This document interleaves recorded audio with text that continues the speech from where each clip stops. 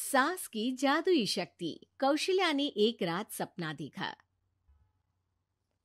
कौशल्या राजपूत, तुमने किए हैं जीवन में अच्छे अच्छे कर्म, इसलिए अब से जब तुम चाहो गायब हो सकती हो, जिसके लिए तुमको सिर्फ चुटकी बजानी होगी और चुटकी बजाते ही तुम गायब।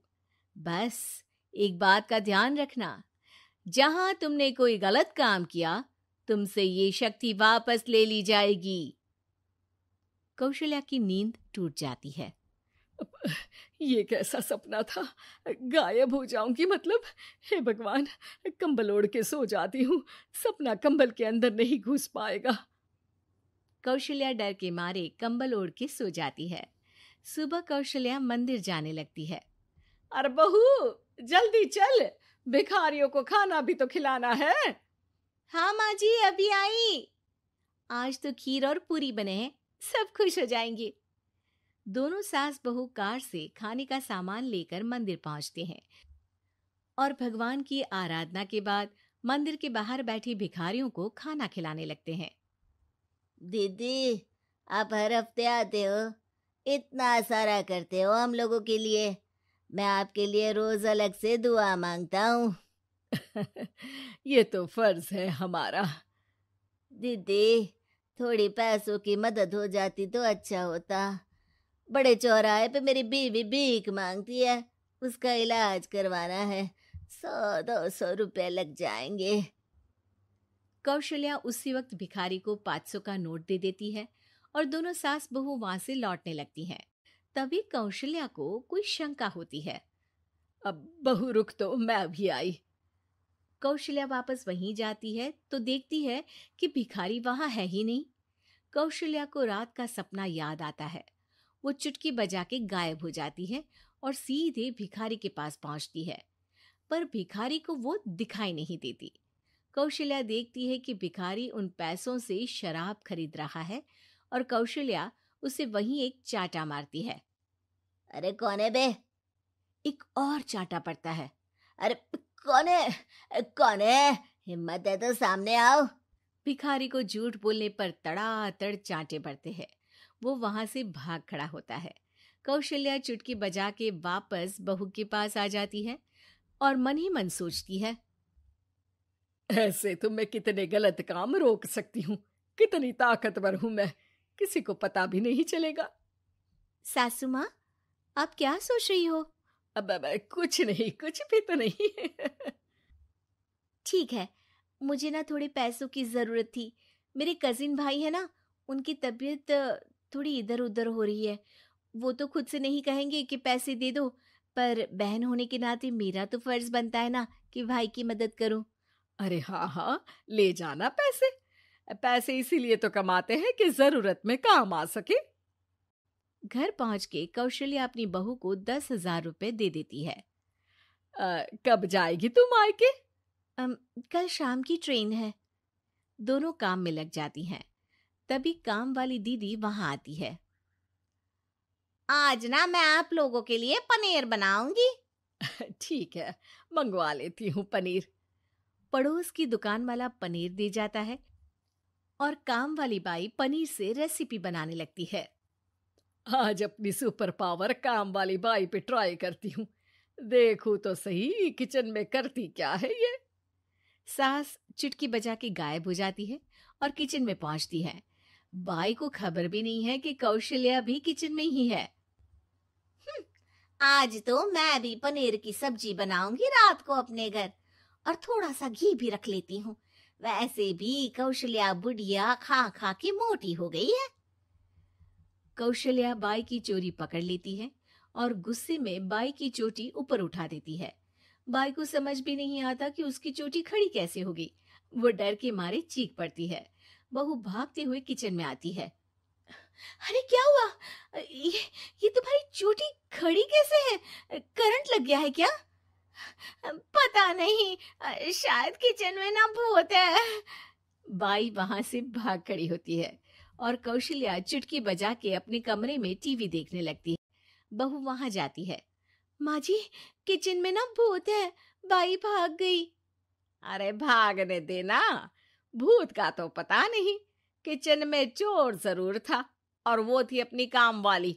अच्छा हुआ चली गई। बहू को कुछ समझ नहीं आया। उसने किचन में जो देखा उसके सदमे में जो थी वो अभी तक। अगले दिन बहू अपने मायके के लिए निकल जाती है।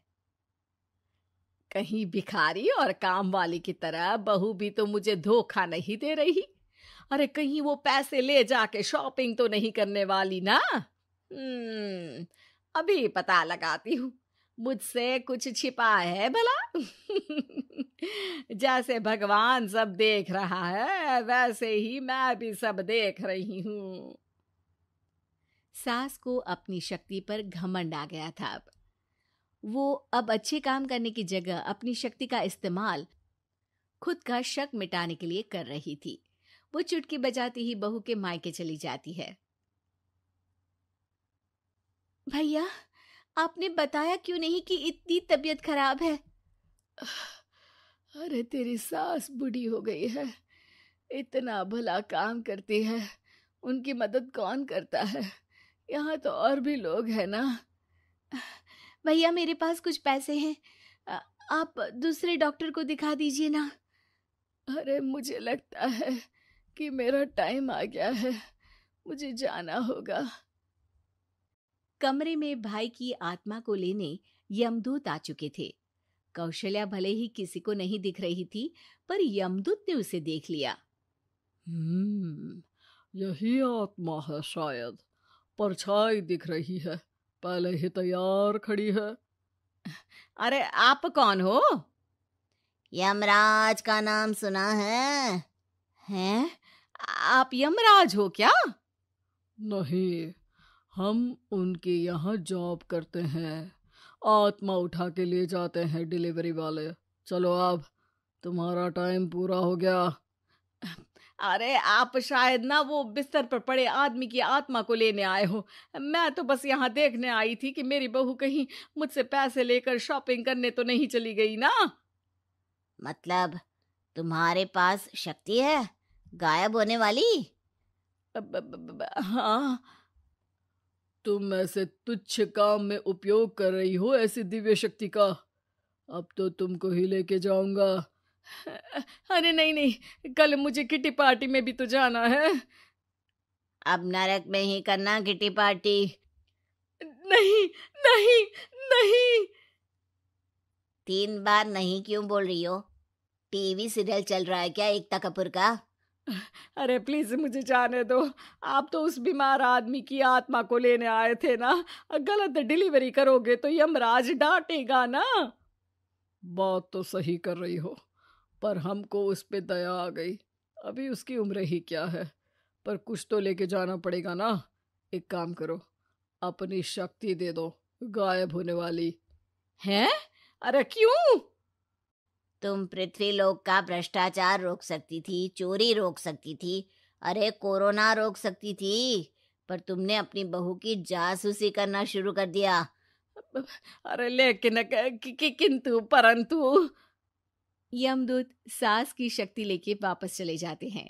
कौशल्या की परछाई हवा से नीचे गिरती है और जमीन पे आते आते कौशल्या का शरीर सामने आ जाता है। अरे लग गई, कितने ऊपर से फेंका। माँ जी, आप यहाँ ऊपर से कैसे गिरी? अरे समधन जी, आप अचानक कमरे में। सब घबरा जाते हैं। सास बहू को सारी बात बता देती है। ये लो आपके 10,000 रुपये। आपको मुझ पे इतना भी भरोसा नहीं है? अरे बहन, मुझे दर्द नहीं हो रहा है, अब अचानक से सब अच्छा होने लगा है। अरे तो फिर बिस्तर से उठ जाओ और मुझे लेटने दो। गिरी हूं ऊपर से तो पूरा बदन दुख रहा है।